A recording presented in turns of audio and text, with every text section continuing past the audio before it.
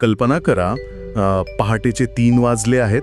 हां. संपूर्ण जग गाढ झोपेत आहे आणि अशा एकदम नीरव शांततेत खडकुली नावाच्या एका ठिकाणी एक गुरु आपल्या शिष्याला काहीतरी अत्यंत महत्वाचं सांगताय. अगदी बरोबर. ते सांगतायत की ज्या सत्याचा शोध घेण्यासाठी माणसं आयुष्यभर वणवण खटकतात ना, ते सत्य शोधण्यासाठी कुठेही बाहेर जाण्याची किंवा कर्मकांड करण्याची अजिबात गरज नाही.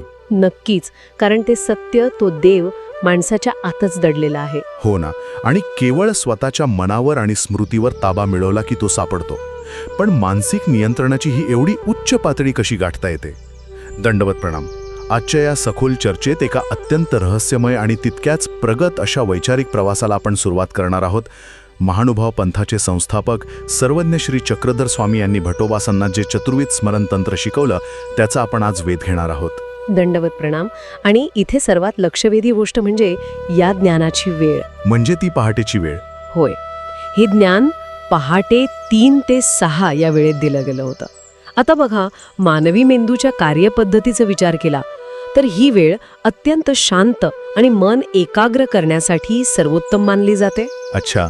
याच वेळेत हे ज्ञान दिलं जाणं हा काही योगायोग नक्कीच नाही. आजच्या या चर्चेत आपण बाह्य कर्मकांडांऐवजी आंतरिक स्मरणावर कसा भर दिला गेलाय, नामाचं महत्त्व काय आहे आणि लीळांचे प्रकार कोणते यावर बोलणार आहोत. आणि उधळीनाथांच्या भेटीचा तो हृदयस्पर्शी प्रसंग सुद्धा आपण उलगडणार आहोत. हो, ते तर खूपच महत्त्वाचं आहे. या सर्वांचा आपण मानसशास्त्रीय आणि तात्विक अंगाने विचार करू. पण पुढे जाण्याआधी मला एक गोष्ट अगदी स्पष्ट करणं गरजेचं वाटतं. आजचा हा आपला वैचारिक प्रवास पूर्णपणे महानुभाव पंथाच्या धार्मिक आणि आध्यात्मिक साहित्यावर आधारित आहे. बरोबर. या चर्चेचा उद्देश कोणत्याही विशिष्ट धार्मिक मान्यतेचे किंवा विचारांचं समर्थन करणे हा अजिबात नाहीये, तर मूळ स्रोतामध्ये दिलेल्या माहितीचा आणि त्यामागील अत्यंत प्रगत अशा मानवी मानसशास्त्राचा एक तटस्थ अभ्यासक म्हणून शोध घेणे हाच आपला उद्देश आहे. अगदी बरोबर. आपण फक्त त्या तत्वज्ञानाचा अभ्यास करत आहोत. होय. तर आपण या तत्वज्ञानाच्या मूळ गाभ्यापासून सुरुवात करूया. हा गाभा नेमका काय सांगतो? या तत्वज्ञानाचा सर्वात मोठा आणि क्रांतिकारी म्हणता येईल असा विचार एका वाक्यात दडलेला आहे. श्री चक्रधर स्वामी सांगतात की देव आंतरगामी आहे. आंतरगामी आहे म्हणजे आतच आहे. हो, त्याला पूजावयाचे भजावयाचे काही नाही. फक्त स्मरण, चिंतन, आठवण आणि मनन करावे. आता आपण याला त्या काळाच्या संदर्भात पाहिलं पाहिजे. ज्या काळात बाह्य कर्मकांड, अनेक प्रकारच्या पूजा आणि सोवळे ओळे यांना अतोनात महत्त्व होतं ना, त्या काळात कोणतीही बाह्य साधनं नकोत. फक्त साधकाचे मन आणि त्याची स्मृती हेच साधन आहे, हा विचार मांडणं अत्यंत धाडसाचं होतं. हे ऐकताना मला एक खूप रंजक तुलना आठवतीये. म्हणजे एखादा माणूस संपूर्ण ग्रंथालयात एखाद्या उत्तराची चावी शोधत असतो. सगळी पुस्तकं पालथी घालतो, पण खरी चावी त्याच्या स्वतःच्याच खिशात किंवा मनात असते. विनाकारण बाहेर शोध घेतला जातो. अगदी चपखल उदाहरण दिलं. पण इथे मला एक अत्यंत व्यावहारिक प्रश्न पडतो.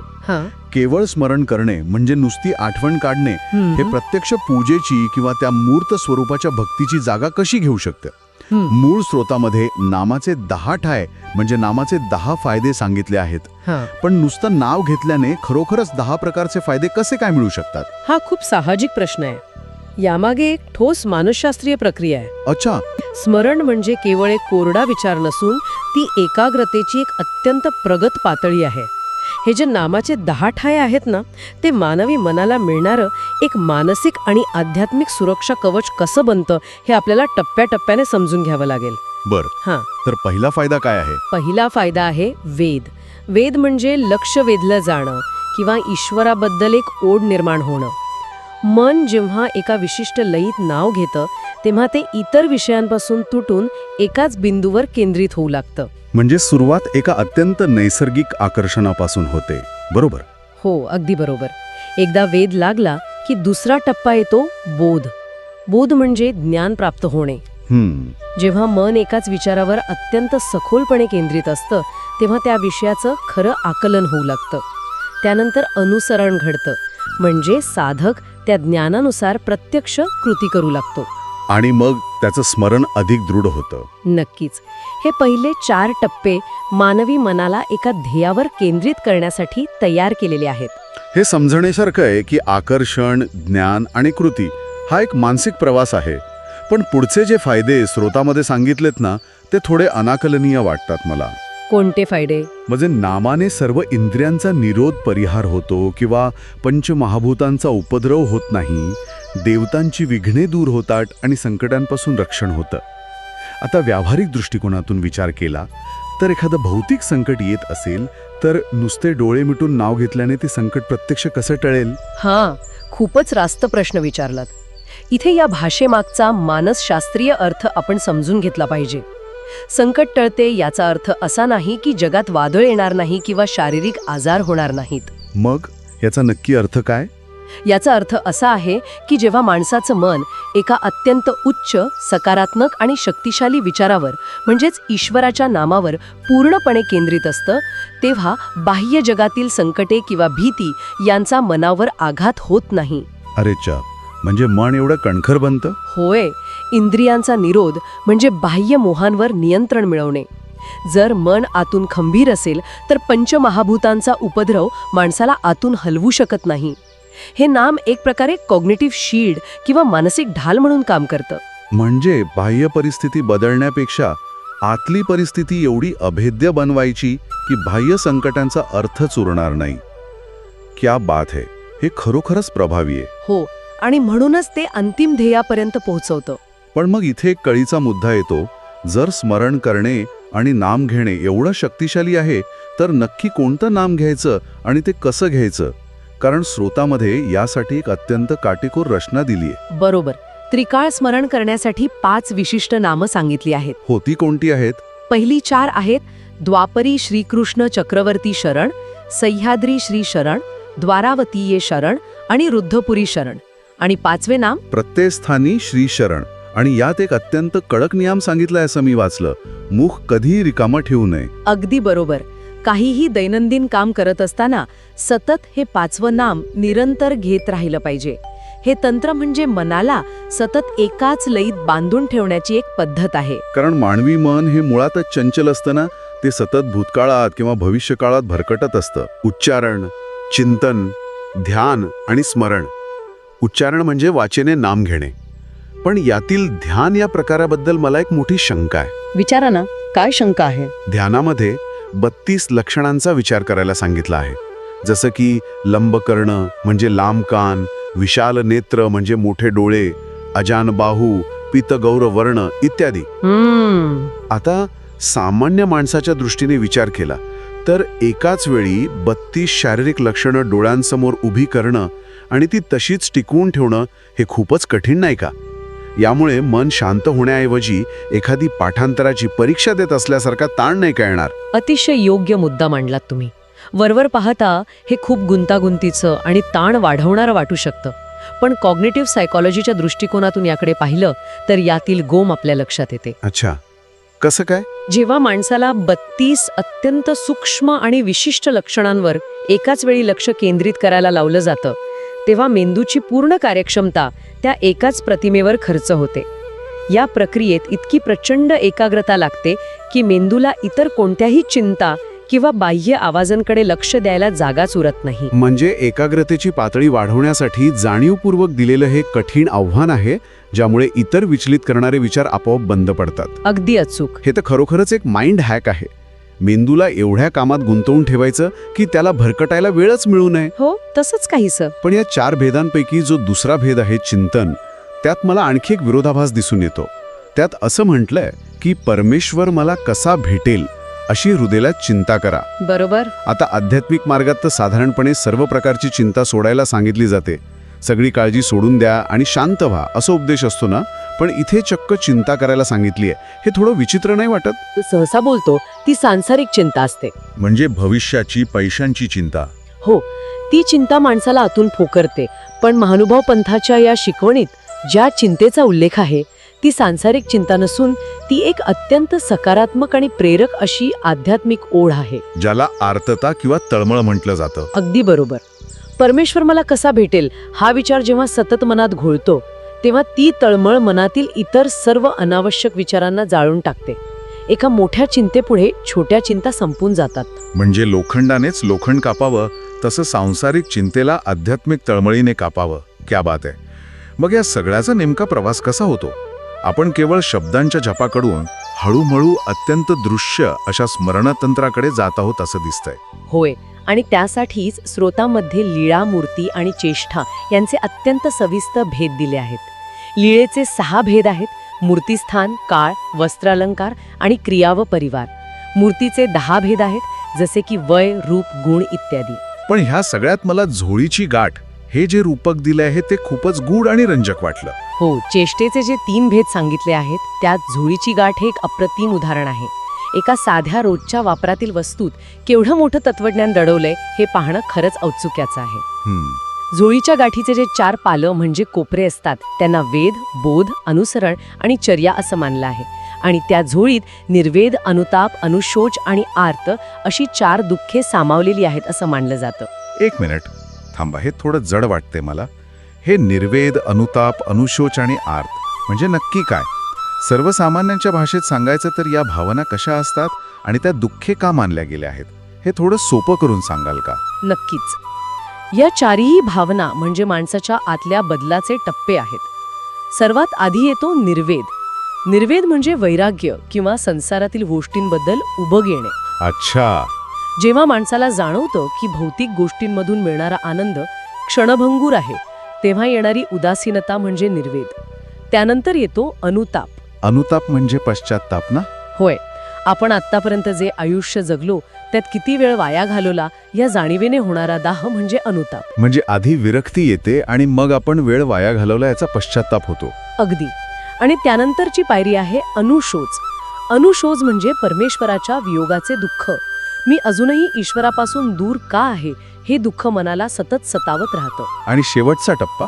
सर्वात शेवटचा आणि उच्च टप्पा म्हणजे आर्त किंवा आर्तता. ही अशी तळमळ असते जिथे दुसरी कोणतीही तडजोड चालत नाही. केवळ आणि केवळ परमेश्वर प्राप्तीचीच एकमेव ध्येय दृष्टी उरते. पण इथे मला एक शंका येते. एका साध्या झोळीच्या गाठीचं रूपक वापरून एवढी मोठी आणि गुंतागुंतीची आध्यात्मिक दुःखे आणि ज्ञानाचे टप्पे कसे काय जोडले गेले? एक संन्यासी जी साधी झोळी घेऊन फिरतो तीच झोळी त्याच्या स्मरणाचं एवढं मोठं साधन कशी बनू शकते? यामागे अत्यंत प्रगत असं मानवी स्मृतीचं शास्त्र दडवलेलं आहे. आपण आजकाल ज्याला मेमरी पॅलेस किंवा स्मृतीचा महाल म्हणतो, अगदी तसंच हे काम करतं. अच्छा. मानवी मेंदूला अमूर्त गोष्टींपेक्षा दृश्य आणि भौतिक गोष्टी लवकर समजतात आणि दीर्घकाळ लक्षात राहतात. जेव्हा एखादा साधक झोळीसारखी रोजच्या वापरातील वस्तू पाहतो किंवा तिच्या गाठीला स्पर्श करतो, तेव्हा ती भौतिक वस्तू त्याच्यासाठी एका अँकर किंवा ट्रिगरसारखं काम करते. म्हणजे त्या गाठीला हात लावताच त्याला वेद, बोध आणि त्या 4 दुःखांची आपोआप आठवण येते. अगदी तसंच. म्हणजे ही एक प्रकारची निमोनिक पद्धत आहे. जसं आपण एखादी गोष्ट विसरू नये म्हणून रुमालाला गाठ मारतो, तसाच हा प्रकार आहे. पण इथे रुमालाच्या गाठीला एक अत्यंत प्रगत, आध्यात्मिक आणि मानसशास्त्रीय आराखड्यात बसवला आहे. बरोबर ओळखलत. स्थळ, काळ, वस्त्र यांसारख्या तपशिलांमुळे मेंदूमध्ये एक अत्यंत जिवंत आणि सविस्तर चित्र उभं राहतं. यामुळे मन भटकटण्याची शक्यताच उरत नाही. हे सर्व सैद्धांतिक नियम आणि स्मरणाची तंत्रे ऐकायला खूप तर्कशुद्ध वाटतात. पण या सर्वांचं प्रत्यक्ष जीवनात प्रकटीकरण कसं होतं हे समजून घेण्यासाठी मला वाटतं आपल्याला एका ऐतिहासिक प्रसंगाकडे वळावं लागेल. हो, नक्कीच. स्रोतामध्ये दिलेली श्री चक्रधर स्वामींची पहिली लीळा, काटोल येथे उदळीनाथांसोबत, ज्यांना राजगुरू असंही म्हटलं जातं, त्यांच्यासोबत झालेली ती भेट. या प्रसंगाचं जे वर्णन आहे ते अत्यंत दृश्य स्वरूपाचं आणि अंगावर काटा आणणारं आहे. होय, ती लीळा या चतुर्वेद स्मरणाचे आणि विशेषतः लीळांचे जे 6 भेद आपण मगाशी पाहिले त्याचे एक जिवंत उदाहरण आहे. आपण जरा त्या दृश्याची कल्पनेत उभारणी करूया. श्री चक्रधर स्वामी अत्यंत विरक्त अवस्थेत भ्रमण करत आहेत. ते काटोल नावाच्या ठिकाणी आले आहेत. त्यांच्या अंगावर वस्त्राच्या नावाखाली फक्त एक सुडा आहे. सुडा म्हणजे एक अत्यंत साधा कपडा जो त्यांनी कमरेला गुंडाळला आहे आणि एक डोक्याला बांधला आहे. हो, बाकी त्यांची मूर्ती जवळपास उघडीच आहे. कडक उन्हाळ्याचा दिवस आहे आणि ते रानातून काटेरी झाडांमधून चालत आहेत. आणि त्या रानातील काटेरी झाडांचे ओरखडे त्यांच्या अंगावर पडत आहेत. त्यातून रक्त वाहत आहे आणि कडक उन्हामुळे ते रक्त तिथेच वाळून गेलं आहे. अगदी. पण या वर्णनात जो एक अत्यंत विलक्षण विरोधाभास आहे ना, तो मला खूपच विचार करायला लावणारा वाटतो. काटेरी झाडांनी ओरखडणं आणि त्यातून रक्त वाहणं हे ऐकायलाच किती वेदनादायी आणि विदारक आहे. पण मूळ स्रोतात त्याचं वर्णन कसं केलंय? कसं? स्वामींचं वर्णन पीत गौर म्हणजे अत्यंत गोरा आणि तेजस्वी आहे आणि त्यावर ते वाळलेले रक्ताचे डाग लाल माणिकांसारखे शोभून दिसत आहेत. एका वेदनेला, जखमेला आणि रक्ताला लाल माणिकांचं सौंदर्य देणं हे किती सुंदर आणि भक्तिपूर्ण वर्णन आहे. ते स्मरणासाठी महत्वाचे ठरतात. म्हणजे उधळीनाथांनी जेव्हा हे दृश्य प्रत्यक्ष पाहिलं तेव्हा त्यांना तो वेध लागला. होय, त्यांच्या मनात एक प्रचंड ओढ निर्माण झाली. आज जेव्हा एखादा साधक या प्रसंगाचं स्मरण करतो तेव्हा त्याला ते काटोलचे जंगल, तो उन्हाळा, तो कमरेचा सुडा आणि ते लाल माणिकांसारखे रक्ताचे डाग डोळ्यांसमोर अगदी जिवंतपणे उभे करायचे असतात. आणि यातूनच त्या साधकाच्या मनात तो अनुताप आणि आर्तता निर्माण होते. बरोबर. तंतोतंत परमेश्वराने जीवांसाठी मार्ग दाखवण्यासाठी एवढे कष्ट सोसले, काटे खाल्ले, हा विचार माणसाच्या मनाला मुळापासून हलवून टाकतो. त्याचा अहंकार गळून पडतो. आणि म्हणूनच उधळीनाथ किंवा त्यांच्यानंतर येणारा कोणताही साधक शेवटी अत्यंत नम्र होऊन ती आर्त प्रार्थना करतो. तो म्हणतो, हे दयाघना, माझ्यात उधळीनाथांसारखी आवड नाही. मी थोर खंतीचा दुराचारी आहे. तरीही माझ्याकडून एखादी तरी निष्ठावान कृती घडून माझा दोष दूर करा आणि मला श्रीमूर्तीचा योग द्या. आणि त्यानंतर तो शांतपणे प्रत्यस्थानी श्री शरण हे नाम घेऊ लागतो. बाह्य जगातील सर्व गोष्टींचा पूर्णपणे त्याग करून परमेश्वराशी केवळ आंतरिक आणि भावनिक संबंध कसा जोडला जातो याचं हे सर्वोत्तम उदाहरण आहे. अगदी खरंय. वेदनेच्या खुणांमध्ये आणि वाळलेल्या रक्तामध्ये माणिक पाहण्याची दृष्टी ही केवळ अत्यंत उच्च प्रतीची भक्ती आणि एकाग्रताच देऊ शकते. यात कोणत्याही बाह्य कर्मकांडाची गरज नाही. गरज आहे ती फक्त शुद्ध अंतःकरणाची आणि स्वतःच्या मनावर नियंत्रण मिळवण्याची. आपण आजच्या चर्चेच्या शेवटाकडे आलो आहोत. जर या संपूर्ण चर्चेचा एक व्यापक सारांश काढला तर एक गोष्ट अगदी स्वच्छपणे समोर येते. महानुभाव पंथातील हे चतुर्विध स्मरण हे केवळ एखादं धार्मिक स्तोत्र किंवा अंधळी श्रद्धा नाहीये. माणसाच्या मनाला, त्याच्या अफाट कल्पनाशक्तीला आणि त्याच्या भावनांना एकाच बिंदूवर अत्यंत ताकदीने एकाग्र करण्यासाठी तयार केलेलं हे एक प्रगत, तर्कशुद्ध आणि परिपूर्ण असं मनोवैज्ञानिक शास्त्र आहे. आणि या प्रक्रियेत बाह्य जगावर अवलंबून राहण्याची सवय पूर्णपणे मोडून काढली जाते. जाता जाता ऐकणाऱ्यांसाठी या सर्व चर्चेतून आलेला एक नवा विचार मला मांडावासा वाटतो. कोणता विचार? जर देव अंतर्गामी आहे आणि मानवी मन स्वतःच काट्यांच्या त्या वेदनादायी जखमांना लाल माणिकांचं रूप देऊ शकणे इतके कल्पक आणि शक्तिशाली आहे, तर मग सर्व आध्यात्मिक प्रगती ही शेवटी आपल्याच स्वतःच्या मनावर आणि कल्पनाशक्तीवर मिळवलेला एक महान विजय आहे का? वा, खूपच सुंदर आणि विचार करायला लावणारा प्रश्न हा. यावर नक्की विचार करा.